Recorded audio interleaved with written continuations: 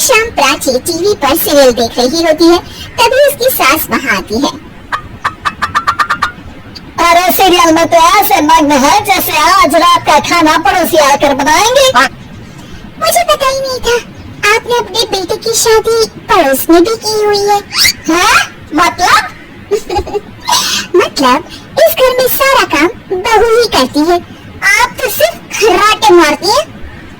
अच्छा जी, फिलहाल तो तुम आराम फरमा रही हो, चलो जाओ, ये मेरे टीवी देखने का समय है। इसीलिए मुझे भगाया जा रहा है। सॉरी, अब तो बिल्कुल नहीं जाऊंगी।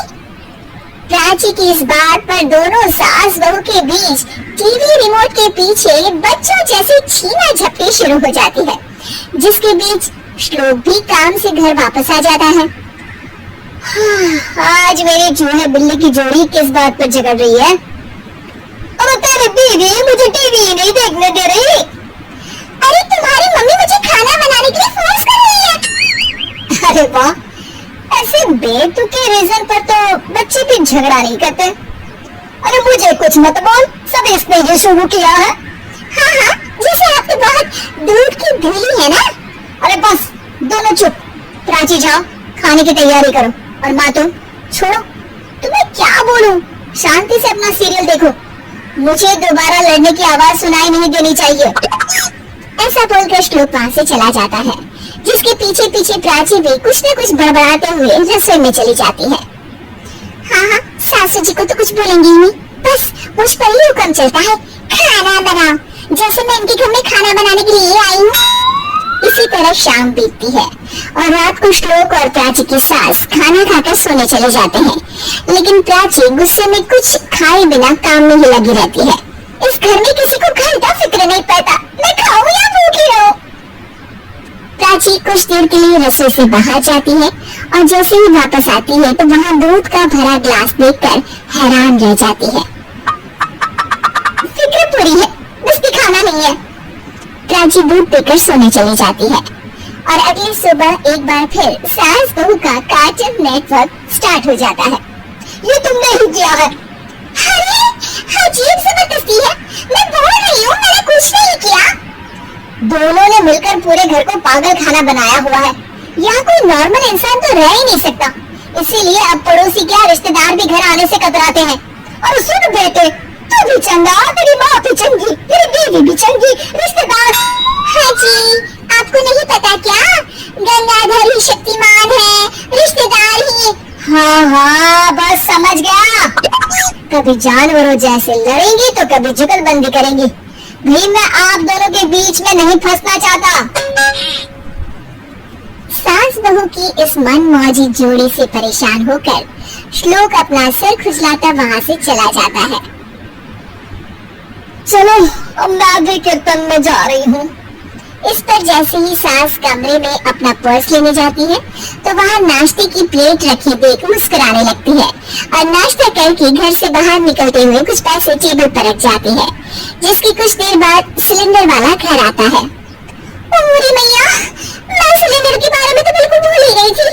घर खर्च के सारे पैसे भी मम्मी के पास है और श्लोक से बोला तो उल्टा 4 बात सुनाएंगे। प्राची ये सोच ही रही होती है कि अचानक उसका चेहरा चमक उठता है और वो घर में आकर इधर उधर देखने लगती है। तभी उसकी नजर टेबल पर रखे पैसों पर पड़ती है, जिन्हें वो सिलेंडर वाले को दे देती है। ये सब श्लोक देख लेता है।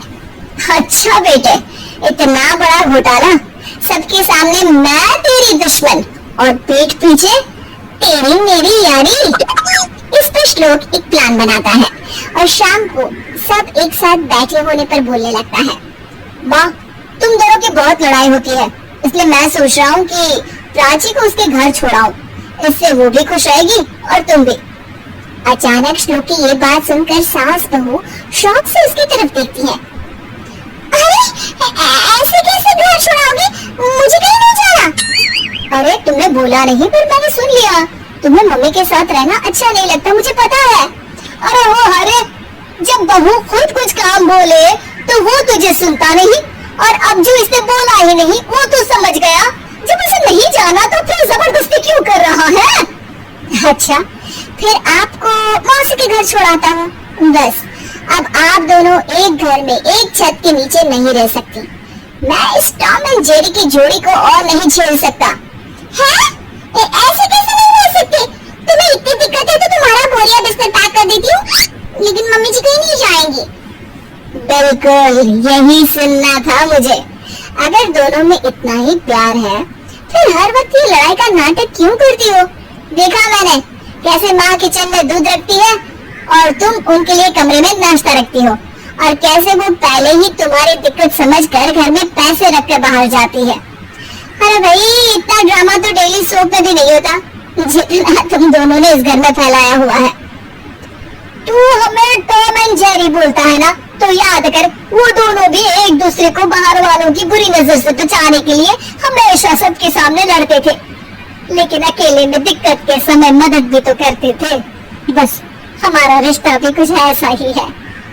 और वैसे भी अगर सास बहू में तू मैं नहीं होती तो दुनिया वालों को कहानियां कैसे मिलेंगी?